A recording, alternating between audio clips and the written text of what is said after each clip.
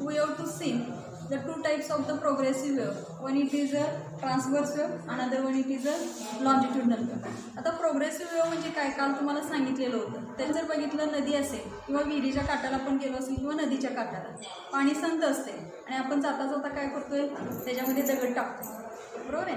दगड टाकला तर काय होतंय, तिथे एक असं जिथं दगड पडेल, जिथं पॉज होणार आहे तिथे एक काय दिसते, आम्हाला छान सर्कल दिसते, आवाज येतो एक छानपैकी आणि काय दिसते, सर्कल दिसते. आणि परत काय होते, सर्कल तिथंच राहते काय, सर्कल काय होते असं पुढं पुढं पुढं वाढत, बरोबर आहे. ते कुठंपर्यंत वाढत जाते, तो काठ जिथंपर्यंत असेल तिथंपर्यंत जाते, बरोबर आहे. आणि मग पुन्हा आपण बघितलं तर जिथं आपला दगड पडला होता तिथं तुम्हाला सेंटर दिसतोय काय, तो काय झालेला असतो, डिसॅपिअर झालेला असतो. म्हणजे काय केलं आपण त्या ठिकाणी जे मीडियम होतो, आता इथं मीडियम कुठलं होतं, वॉटर मीडियम आपण घेतलं, त्या मीडियमला आपण काय केलं, डिस्टर्बन्स प्रोड्यूस केला आणि डिस्टर्बन्स प्रोड्यूस झाल्यामुळे त्याच्यामध्ये काय झाली, वेव्ह प्रोपोगेट झाली कळते.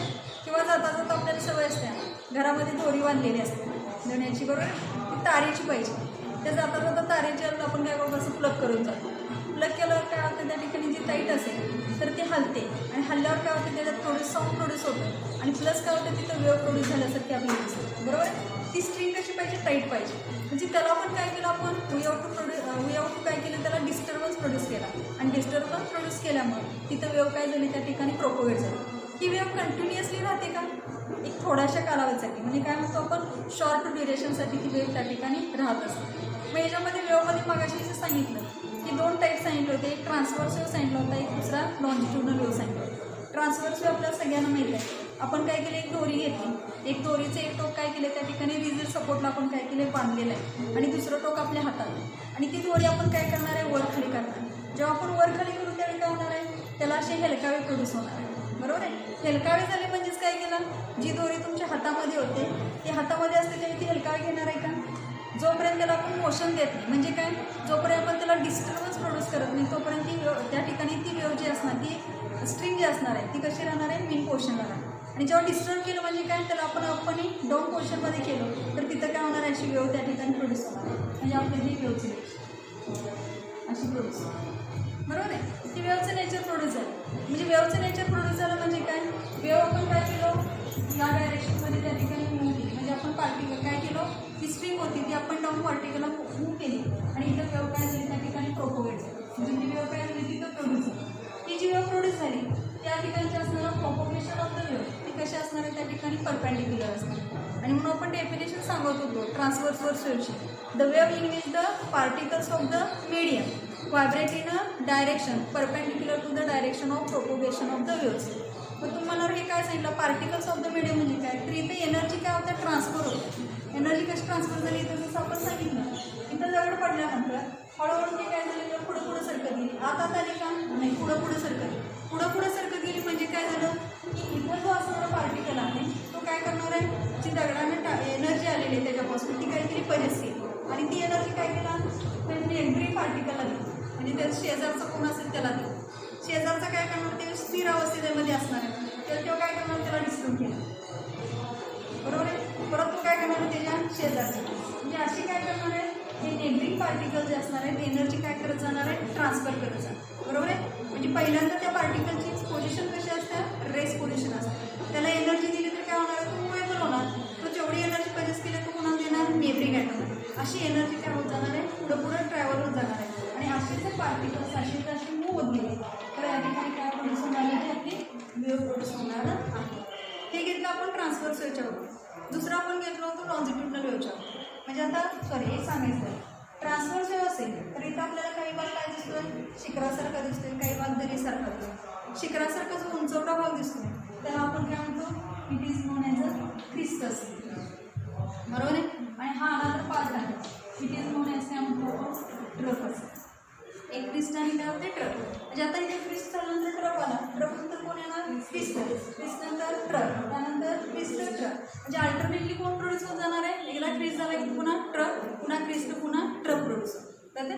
परत आपण दुसरं जे एक्झाम्पल घेतलं म्हणजे आपल्याला वेव्ह घ्यायची होती लॉन्जिट्युडनल वेव्हची.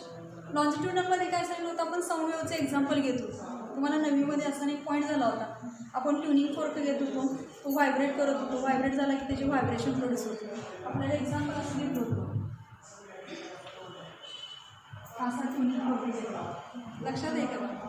आणि ट्युनिंग फोर्क आपण जेव्हा व्हायब्रेट करत नाही तेव्हा त्याच्या कडेचा जो लेअर असणार आहे, म्हणजे या बाजूचा लेअर असणार किंवा इकडच्या बाजूचा लेअर असणार, तो कसा लेअर असणार आहे, तो इक्वि डिस्टन्स असणार. म्हणजे इथले लेअर कसे असणार आहे, याची एकसारखी असणार, बरोबर आहे, ऑन बोथ साईड. जेव्हा ट्युनिंग फोर्क काय झालं, व्हायब्रेट झाल्यावर काय होणार, एकदा ट्युनिंग फोर्क हलतो म्हणजे काय मेन पोझिशनपासून जेवढा वर गेलेला आहे तेवढाच कुठे येणार आहे, खालच्या बाजूला पण येणार आहे, म्हणजे आपण डाऊन पोझिशन. म्हणजे व्हायब्रेट करत असतो त्यावेळी प्रॉन्स काय होतील, एकदा इनवर्ड जातील हे अशा पद्धतीनं, किंवा प्रॉन्स काय होतील त्या ठिकाणी आउटवर्ड डायरेक्शन. म्हणजे एकदा प्रॉन्स काय झाले, हा ओरिजिनल पोर्शनचा झाला, दुसरी पोर्शन काय घेतली, आमचा ट्युनिंग फोर्क असा झाला दुसरा पोर्शन. म्हणजे प्रॉन्स काय झाले, बेंडिंग इनवर्डला झाले आणि काही वेळेला प्रॉन्स काय होणार आहे, आउटवर्डला झाले, बरोबर आहे. म्हणजे दोन्हीची आपण सांगितली, जे मेन पोर्शन आहे इथून जेवढी वर जाणार आहे तेवढीच कुठे जाणार आहे, खाली जाणार आहे, म्हणजे अप अँड डाऊन पोर्शन. तसंच इथं आहे, ट्युनिंग फोर्क आत जाणार, पुन्हा काय होणार आहे, बाहेर येणार, बरोबर. जिथं बेंडिंग इनवर्ड आणि आउटवर्ड असणार आहे त्यावेळी काय होतं आहे, त्या लेअरमध्ये पण थोडंसं त्या ठिकाणी फरक पडणार. पण इथला जो लेअर आहे त्या लेअरमध्ये काय होतं आहे, तर काही पार्टिकल्स आहेत गॅदर्ड टुगेदर, म्हणजे काही पार्टिकल काय झाले एकत्र आले, त्याला आम्ही काय म्हणणार आहे, कॉम्प्रेशन असणार. आणि काही पार्टिकल्स काय झाले असे एकमेकापासून सेपरेट. जेव्हा पार्टिकल्स एकमेकापासून सेपरेट होतात त्या पॉईंटला आम्ही काय म्हणतो, त्या ठिकाणी रेअरफॅक्शन. परत जो एअरचा लेअर असेल, परत त्या एअरच्या लेअरमध्ये आम्हाला काय दिसणार, तिथं परत पार्टिकल्स काय झाले, कॉम्प्रेस म्हणजे गॅदर टुगेदर, म्हणजे तिथं परत काय झालं, कॉम्प्रेशन झालं. पुन्हा पुढचा लेअर असणार आहे तो कसा असणार आहे, सेपरेटर असणार, बरोबर आहे. म्हणजे इन लॉन्जिट्युडनल वेव्हमध्ये आम्हाला काय मिळालं, अल्टरनेटली कॉम्प्रेशन आणि रेअरफॅक्शन कळते. आणि मग सांगितलं होतं की प्रोग्रेसिव्ह वेव्हचे हे दोन टाईप आहेत, एक ट्रान्सव्हर्स वेव्ह आणि दुसरा लॉन्जिट्युडनल वेव्ह. त्याच्यामधला ट्रान्सव्हर्स वेव्ह जे आहे त्या ओनली पासिंग थ्रू द काय सांगतो आपण, सॉलिड. म्हणजे ट्रान्सव्हर्स वेव्ह फक्त सॉलिडमधनं पास होते. मात्र लॉन्जिट्युडनल वेव्ह जर असेल तर ती सॉलिडमधनं पण पास होते आणि लिक्विड आणि गॅसेसमधून. आणि म्हणून फक्त इथं तुमच्या पुस्तकात एक शब्द वापरला आहे की longitudinal wave can passes to fluids असं म्हणते. फ्लुइड म्हणजे काय, जे प्रवाही पदार्थ असतात, प्रवाही म्हणजे वाहणारे आपण म्हणतो, जे हवा वाहत असते आपण म्हणतो, पाणी वाहत असतो आपण म्हणतो, जे प्रवाही पदार्थ आहेत. म्हणजे तिथं सांगितलं की longitudinal wave can passes to काय सांगितलं त्या ठिकाणी, फ्लुइड ऑल्सो सांगितलं, कळते. आणि मग त्याच्या प्रॉपर्टीज आपण त्या ठिकाणी बघितलेल्या आहेत. ते प्रॉपर्टीजमधल्या हे सगळे पॉईंट सांगितलेले. आज आपल्याला नवीन पॉईंट चालू करायचे. न्यू पॉईंट कुठला यांचा, सुपरपोजिशन ऑफ काय सांगितलं त्या ठिकाणी, waves. You wish to listen to your favourite music सांगितलेलं आहे. It is always possible, particularly when there are many other sounds from the surrounding disturbing you. How can the background sound be blocked? Of course, the mobile lover generation uses headphones and enjoys listening to the काय सांगितलं त्या ठिकाणी favourite music. आपल्याला काय होत असतं की बाहेरचा आवाज नको असतो, बाहेरचा आवाज आम्हाला काय करायचं, ॲवॉइड करायचा. आणि तो ॲवॉइड करण्यासाठी आम्ही काय वापरतो, त्या ठिकाणी हेडफोन वापरतो. आता हा आवाज आपल्याला यायलाच लागलेला आहे, आपण याला ॲवॉइड करू शकत नाही. ॲवॉइड करायचं असेल तर काय केलं पाहिजे, आपले दारं खिडक्या सगळ्या पॅक केल्या पाहिजे, तरीसुद्धा आवाज येणार आहे.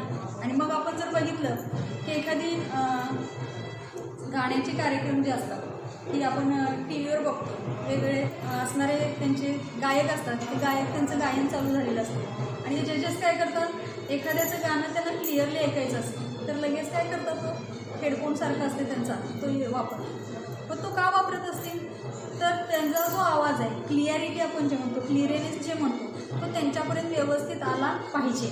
आणि तो क्लिअरन्ससाठी ते काय करणार आहे, त्या ठिकाणी मायक्रोफोन्स असेल तो त्यांचा हेडफोन असेल तो काय करणार आहे, यूज करणार. वेव्ज घेतलेले आहेत. आम्ही सांगितलं की लॉन्जिट्युडनल वेव्ज आपण घेतल्या तर लॉन्जिट्युडनल वेव्हचं एक्झाम्पल आपण काय घेतो, साऊंड वेव्ज घेतो. X1 असतात, बरोबर आहे. फर्स्ट वेव्ह घेतली त्याला काय म्हणूया आपण, X1 म्हणतो.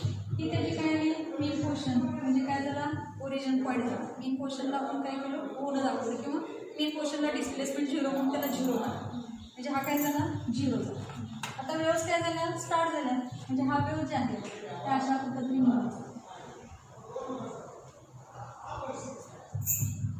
वेव्ह काय झाले त्या ठिकाणी प्रोपोगेट. प्रत्येकीचं डिस्प्लेसमेंट काय सांगितलं आहे, ओन डिस्प्लेसमेंट, त्याची असेल त्या पद्धतीनं झालं. आता हा काय झाला, हा जो आहे याला काय म्हणतो आपण, ॲम्प्लिट्यूड असतो, म्हणजे maximum displacement of the particle from its main portion. जे ह्या मेन पोर्शनपासून हे जे डिस्टन्स आहे ते कसं आहे मॅक्झिमम, म्हणून त्याला काय म्हटलं ॲम्प्लिट्यूड. परत पार्टिकल तिथून कुठं आला इथं आला, इथं ॲम्प्लिट्यूड काय झालं किंवा डिस्प्लेसमेंट काय झाली 0 झाली.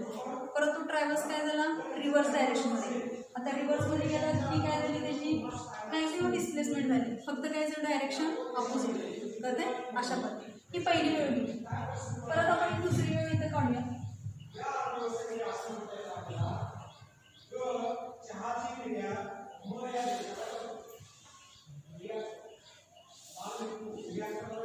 ही दुसरी वेळ घेतली ज्याला आपण काय म्हणूया एक्सपोज.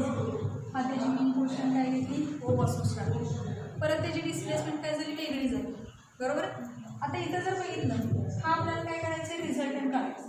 रिझल्टंट काय होणार x1 प्लस x2, कारण तुम्ही काय सांगितलं आहे is equal to the vector sum of the sine बरोबर आहे. वेक्टर सम ऑफ द काय सांगितलं displacement due to the individual wave. म्हणजे ह्या ज्या इंडिव्हिज्युअल आहे ही सिंगल वेव्ह आहे ही सुद्धा सिंगल वेव्ह आहे. प्रत्येकाची डिस्प्लेसमेंट कशी आहे त्या ठिकाणी वेगवेगळी कळते आणि मग त्यांचा रिझल्टंट काढायचं. आता आम्हाला काय दिसतंय हा पोर्शन येणारी क्रिस्ट म्हणतो, हा पोर्शनला आम्ही काय म्हणतो ट्रफ. आकृतीमध्ये काय दिसतंय की ॲडिशन करायची. ॲडिशन करायचं असेल तर काय केलं पाहिजे displacement it is a vector quantity. ही जर वेक्टर क्वांटिटी असेल तर आम्ही काय करणार आहे डायरेक्शनचा विचार करणार बरोबर आहे. आता ही वेळ जर बघितली हा पॉझिटिव्ह वर आहे म्हणजे हा पार्ट आपण पॉझिटिव्ह पार्ट म्हणतो, दिस इज अ निगेटिव्ह. परत हा पॉझिटिव्ह हा निगेटिव्ह, हा पॉझिटिव्ह आणि दिस इज काय असतो निगेटिव्ह बरोबर आहे. अपवर्डमध्ये असेल तर पॉझिटिव्ह कन्सिडर करतो, डाऊनवर्डमध्ये असेल तर निगेटिव्ह. तर ह्या दोघांची काय करायला पाहिजे सम करायला पाहिजे. मग दोघांची बेरीज केली तर काय येणार 1 आणि 1 किती येणार 2 येणार बरोबर आहे. म्हणजे आम्ही इथं असं हे 2 बरोबर आहे. आता परत काय होणार आहे हा आता इथं काढत असताना मी असं काढायला पाहिजे म्हणजे मग व्यवस्थित आपल्याला हे करू शकतो झालं. आता काय दिसतंय हा ट्रफ आहे, हा सुद्धा ट्रफ आहे. दोघांची डायरेक्शन कशी आहे डाऊनवर्ड. आता ती परत काय मायनस येणार म्हणजे हा काय झाला ही जर असेल तर ही मायनस ही काय असणार आहे ही सुद्धा मायनस पण असेल. आता त्यांची बेरीज करायची. बेरीज केली तर -1 प्लस -1 म्हणजे -1 किती येणार -2 येणार बरोबर आहे. आणि मग -2 येणार कळलं.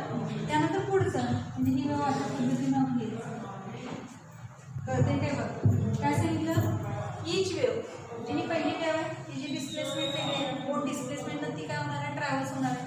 ती काय आहे अनदर वेव्ह टू कन्सिडर. ती वेव्ह सुद्धा काय होणार आहे त्याची बोट डिस्प्लेसमेंट असेल त्याच्यानुसार ती काय होणार आहे मूव्ह होणार. आता त्यांचं रिझल्टंट आम्हाला घ्यायचं. रिझल्टंट म्हणजे 2 किंवा 2पेक्षा जास्त वेव्ज असतील. इथं 2 कन्सिडर केले म्हणून 2 आहे. 2पेक्षा जास्त असेल तर काय होणार ते एकमेकात मिक्स होणार आहे मग त्यांचा रिझल्टंट काढा. हे तुम्हाला कळण्यासाठी मी असं घेतो एक्झाम म्हणजे दोन्ही सेम डायरेक्शनमध्ये असणार. आउट ऑफ फेजमध्ये असतील तर कसं येते ते पण दाखवतो. हा मग काय झालं दोघांच्या डायरेक्शन पॉझिटिव्ह डायरेक्शनमध्ये रिझल्टंट काय मिळाला मला मॅक्सिमम मिळालं कळतं.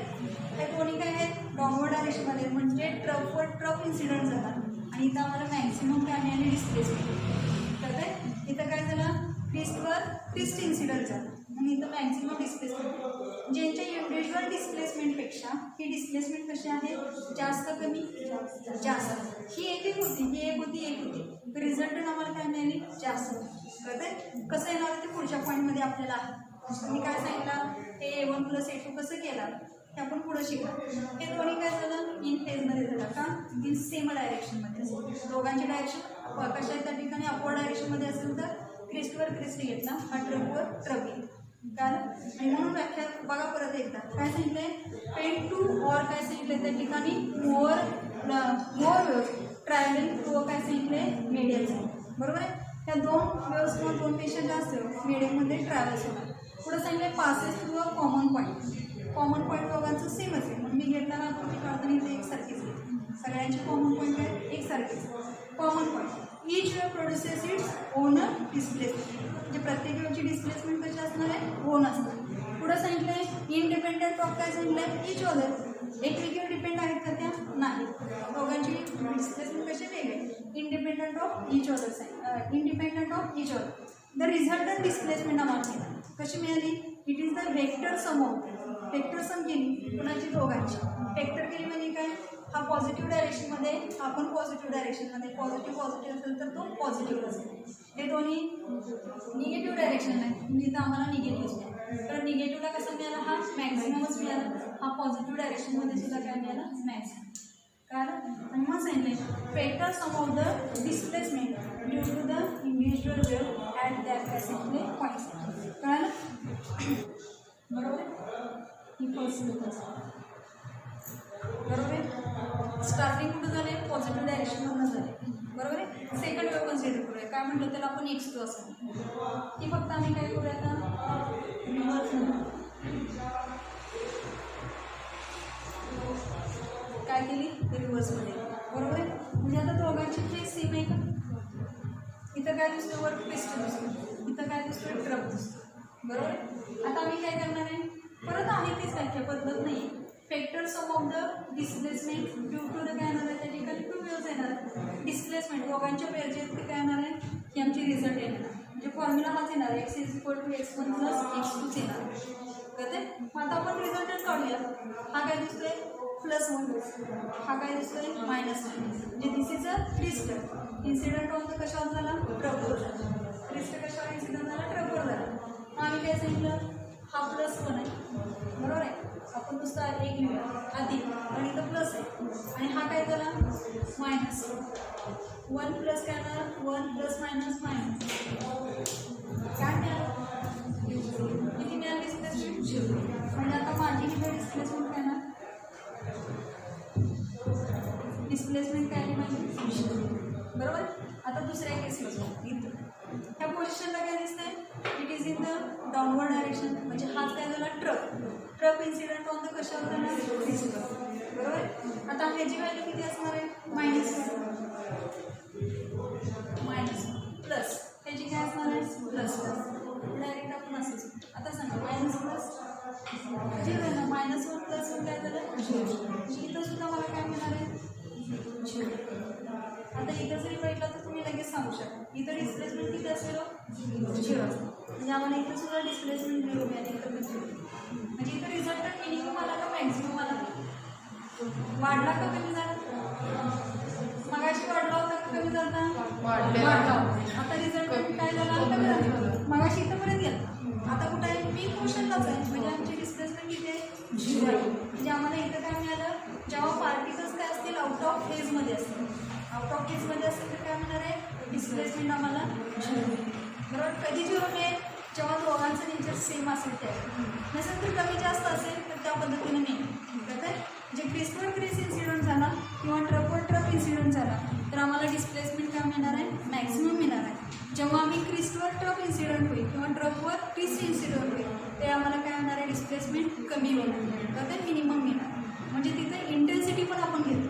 आपण घरामध्ये बॅटरी वगैरे असेल तर बॅटरीमध्ये सेल काढली किंवा आपली चार्जिंग, आपण म्हणून चार्जिंगची बॅटरी चार्जिंग झाल्यावर आपण बॅटरी ऑन केली तर काय दिसतं, इंटेन्सिटी ऑफ लाईट मॅक्सिमम दिसते ना, आणि हळूहळू त्यातलं चार्जिंग कमी होत आहे. काय दिसते, इंटेन्सिटी ऑफ लाईट काय होत जाते, कमी होते. ते अशा पद्धतीने कन्सिडर करा. जी इंटेन्सिटी हा डायरेक्टली प्रोपोर्शनल कुणावर आहे, स्क्वेअर ऑफ द ॲम्प्लिट्यूडवर आहे. कसं आहे स्क्वेअरवर ॲम्प्लिट्यूड, तो आपण पुढचं डेरिव्हेशन आता घेणार आहे त्यावर. एवढा पॉईंट कळाला.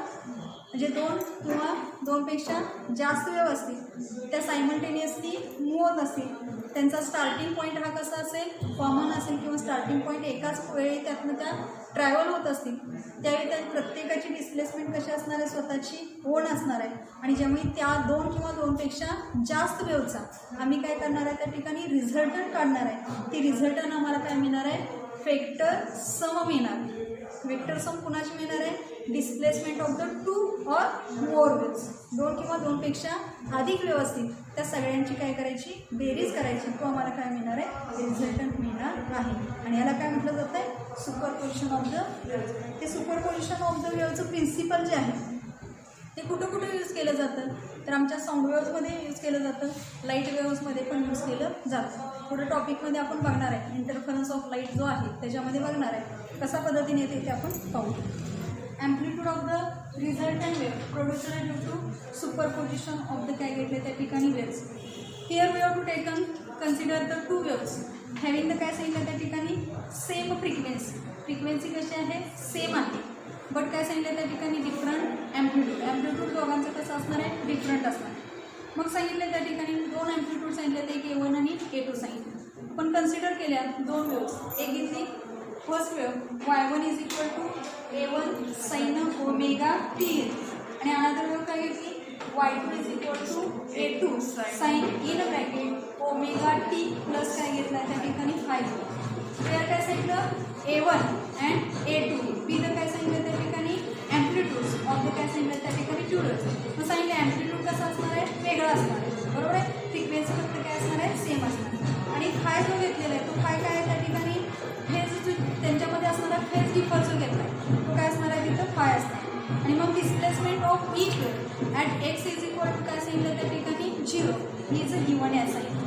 म्हणजे डिस्प्लेसमेंट 0 असताना त्याची आपल्याला जी मिळालेली डिस्प्लेसमेंट आहे ती काय मिळाली Y1 is equal to A1 sine omega t आणि दुसऱ्याची Y2 is equal to A2 sine omega t plus काय मिळालं 5. आता काय करायचं आहे, according to the principle of the superposition of the waves.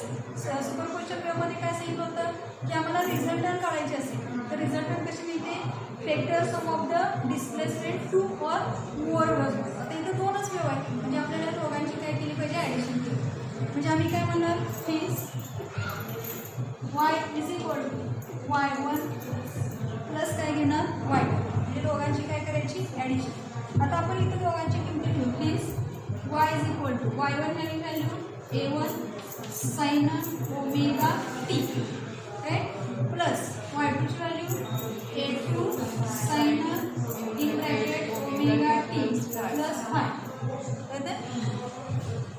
Hence y is equal to this term we have to written as it is sin omega t plus हा काय घेऊया आपण A2. आणि परवा आपण एक फॉर्म्युला घेतला होता, काय घेतला होता, sin a plus b. Trigonometric एक फंक्शन घेतलं होतं, काय सांगितलं होतं, बोला बोला येत आहे ना, sin a cos b plus a sin b. शाबास, cos a sin b. ही जी आयडेंटिटी आहे ती आयडेंटिटी आम्हाला काय करायचे, इथं यूज करायची. करणार सांगा कसं येणार मग, sine omega t cos phi plus cos omega t sine phi. आपण काय केली, आयडेंटिटी कुठली यूज केली, साइन ए प्लस बी ची, sine A cos B plus cos A sine phi. आणि मग इथं काय लिहिलं, sine omega t cos phi plus cos omega t sine phi. हेच नेक्स्ट स्टेप घेणार A1 sine omega T plus A2 ना काय करूया, मल्टिप्लाय करूया. मी स्टार्ट करणार A2 sine omega t cos phi plus A2 cos omega t sine phi. त्याला equation काय आलं, फक्त A2 ला काय केलं, आत मल्टिप्लाय केलं. आता इथं जर बघितलं in this term that is A1 sine omega T मध्ये साइन ओमेगा टी आणि here also that is A2 sine omega t cos five मध्ये त्या तिथं टर्म कुठल्या आल्या, साइन ओमेगा टी, बरोबर आहे. मग त्यातलं साइन ओमेगा टी काय करूया आपण, कॉमन काढू, right.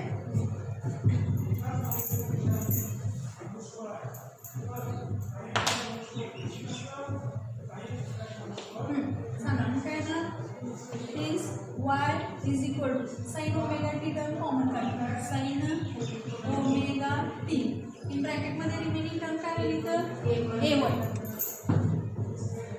A1 plus A2 cos five, बरोबर आहे, A2 cos phi, right, plus remaining term A2 cos omega t sine phi. A2 cos omega t sine phi. आता बघा आपल्याला काय मिळालं, आपण sine omega T term common काढली. आता आपण जो घेणार आहे ते एक टर्म आपण घेतलेली म्हणजे इथं दिसतोय आम्हाला A1 plus A2 cos five जो आहे त्या A1 प्लस A2 कॉस फायसाठी आपण एक म्हणूया A1 plus A2 cos phi ही टर्म घेतलेली. ह्या टर्मसाठी आपण काय वापरणार आहे, is equal to A cos phi. काय वापरलं त्याच्यासाठी, A कॉस फाय. आणि दुसरी टर्म तुमच्या पुस्तकामध्ये दिल्या बघा A2 साइन फाय चॉपलेला आहे म्हणजे आपल्याला हा दिसतो दिसतं A2 sin फाय. त्यासाठी काय वापरलंय त्यांनी A cos थीटा आणि इथं काय वापरलंय A sin थीटा बरोबर आहे. त्याला इक्वेशन नंबर 1 दिलेला आहे. समजा मी 1 आणि याला काय देऊया 2 दिले बरोबर आहे. आता 2 इक्वेशन दिली तर ह्या 2 व्हॅल्यू वरच्या इक्वेशनमध्ये सबस्टिट्यूट करूया. काय दिसतंय y इज इक्वल टू बोला साइन ओमेगा टी आणि पुन्हा A cos phi sorry A cos theta plus काय ना A साइन थीटा आणि cos ओमेगा टी कळलं. आणि मग आम्हाला काय दिसतंय फॉर्म्युलामध्ये जर घेतलं means y is equal to आता हे आपण घेऊ शकतो A घेतला तर इथं काय राहते sine omega t cos phi आणि इथं sine theta cos omega t राहते. म्हणजे काय तर formula y is equal to A sine in bracket omega T plus theta. बघा येते का sine omega t cos theta कळते आलं का बघा इथं sine omega t cos theta आणि पुढे काय म्हणतो आपण cos omega t sine theta म्हणजेच काय म्हणणार आहे y is equal to A sign omega T plus काय मिळालं त्या ठिकाणी थीटा कळते. This is the equation of the resultant wave sine line. It has the same frequency as that of the constantly interfering waves. The resultant amplitude is given by squaring and adding. Equation आम्हाला सांगितले त्या ठिकाणी 1 आणि 2 जे आपण equation घेतले तर squaring आणि ॲडिंग करू. फक्त आपण एक इक्वेशन घेऊया आणि मग थांबूया.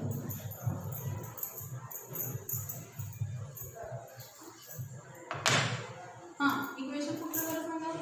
1 नंबरचं equation A1 plus A2 cos phi square plus A2 sine phi त्याचा square is equal to A square cos square आणि काय ना theta plus A square sine square काय ना थीटा बरोबर.